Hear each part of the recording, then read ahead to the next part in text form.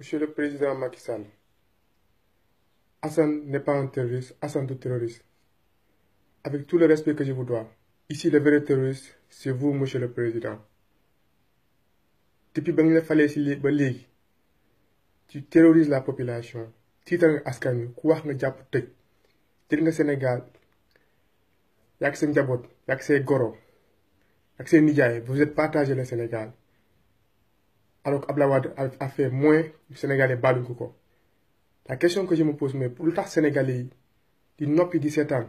nga leen di teg fitna nga leen di teg coono nga sàcc seen alal nga jàpp Sénégalais yi nga xamante ne ñëpp xam nañ ay liggéeykat lañ ay nit ñu jub lañ nga tëj leen parce que bëggoo ñu jàkkaarloo élection faut vous avez fait part de lâcheté monsieur le président. Je le dis haut et fort monsieur le président le vrai terroriste Macky Sall c'est vous yow ak seen njaboot yow ñu ngi àndal ñoom Ousmane Tanor Dieng ñoom Moustapha Niasse. Aujourd'hui je vous accuse d'être des assassins. Aujourd'hui ñaata Sénégalais ñooy dee ci matu dans les villages les plus lointains suñu yaay suñu sœurs yi suñu jabar yi ñu ñuy dee parce que amuñ poste de santé fu ñu dëkk amuñ ambulance ñaata milliards ngeen jël sàcc ko dugal seen ay compte ñaata millions 50 millions ngay fay Moustapha Niasse chaque jour caisse noire bokkul ak salaire am 50 millions bi ngay fay Ousmane Tanor Dieng chaque mois caisse noire bokkul ak salaire am 50 millions bi ngay jox Aminata Tall chaque mois bokkul ak salaire am caisse noire yooyu noonu ñaata hôpitaux la mën a tabax ñaata case de santé la mën a tabax au lieu de ça suñu yaay suñu jabar suñu jigéen ñu ñuy dee ci àll bi parce que ils n'ont pas accès aux soins les enfants ñu ñuy dee ci àll bi parce que paludisme mu ngeen di rey ay nit ñu ngi fanaan ci ndox mi inondation mu ngeen di rey au même moment yéen ngeen di jël suñu alal di ko partager di ko passer ñun ñu noppi di leen seetaan le vrai terrorisme mooy au moment où Dakar amul ndox vous permettez de prendre 1 milliard de rénover sa kër monsieur le président Macky Sall war nga xawaat sa bopp bu baax a baax bañ lay fal à hauteur de 65% yaakaaroon ñu woon lii si yow aujourd'hui bu fekkee ne da nga foog ne tëj nit ñi xoqatal nit ñi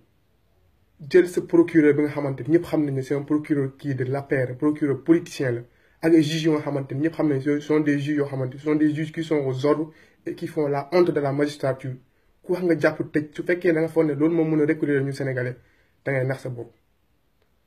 Dans le monde là on a connu des dictateurs plus purs que yow aujourd'hui peuple yi ba ñu jugee aujourd'hui ils les ont balayés. Nous vous mettons en garde monsieur le président cette façon de gouverner ne peut pas prospérer au Sénégal duñu ko nangu tey duñu ko nangu ëllëg. Aujourd'hui ñu ngi lay ñaan lenn mooy su fekkee da nga bëgg a continuer gouverner le Sénégal terminer sa mandat en 2019 rétablir l'injustice bi injustice bi nga dindi ko libérer Khalifa Sall ñëpp xam nañ ne parce que tu es un lâche ñemoo jàkkaarloo moom élection moo tax nga jàpp te tuumal ko ay sàcc ñëpp xam nañ ne ay fen la instrumentalisation procureur bu fenkat bi ak sa juge yi moo tax nga jàpp te Khalifa Sall duñu ko nangu tey duñu ko nangu ëllëg. Sénégal nag c'est un pays de droit c'est un pays de démocratie duñu ko nangu tey tuumaal bi nga tuumaal Assane terroriste dama ne tuumaal boobu ñu ñoo la ko tuumaal je vous accuse que vous êtes de vrais terroristes tey. Aujourd'hui je vous dis vous êtes des assassins ñaata Sénégalais ñoo dee parce que tabaxu leen ay hôpitaux ñaata Sénégalais ñooy xëy bu suba ba ngoon benn repas la ñuy lekk parce que dañ jël seen ay milliards sàcc ko dugg seen ay comptes en Suisse. Il faut qu'on ose poser le débat man j'attire je lance un appel à la jeunesse sénégalaise que ñu jël suñu ay responsabilités Macky Sall yi doomu aadama la ku wax mu jàpp tëj gars yi terroriser nit ñi même Sénégal ba wax ak sa ami day ragal parce que dans non Macky Sall tëjkat la je le dis ñun mënoo ñu xoqatal je vous emmerde je le dis haut et fort ce pays là du ñu nangu mukk nga koy diviser à travers ces divisions yi nga naan kii c'est il est de telle ligne. On est une nation on est un état on est une nation kenn mënul diviser Sénégal aujourd'hui dañ la fal parce que dañu amoon yaakaar ci yow aujourd'hui tu as brisé cet espoir là ba pare nga ne yow tu vas t'imposer par la force mënul am nga jël suñu 50 millions ak sa ministre de l'intérieur bu incompétent bi ak sa vaurien de ministre de l'intérieur vous avez organisé des élections yoo xamante ne te nañ ko sàcc bu ñu demee ba ay lâche di ñu diriger ñun peuple Sénégal war nañ jug suñu bopp ça peut plus continuer. Je lance un appel au peuple sénégalais. Macky Sall, si tu ne changes pas ta manière de faire de la politique, si tu ne changes pas ta manière de gouverner, la révolution ou l'insurrection sera déclarée. Et là, sur ce point-là, tu ne peux plus continuer à gouverner ce pays-là. On a xool sa bopp bu baax a baax foog ne tëj nit ay kaso parce que yaa ngi instrumentaliser justice bi nga foog ne nit ñi mën nañu ragal ba duñu wax luñu xalaat fekkee fexe nga ba tëj Assane Diouf y a des milliers d'Assane Diouf yoo xamante ne ils n'ont pas peur. Certes, on n'est pas d'accord sur sa manière saaga yi, mais nous, on va vous dire la vérité, monsieur le président. Vous êtes un lâche. Vous êtes complice de la mort de milliers de Sénégalais qui ont été déchargés parce qu'ils n'ont pas accès aux soins. Xaalis bu ñu waroon tabax ay hôpitaux ngeen sàcc ko ba pare ngeen bëgg kenn du wax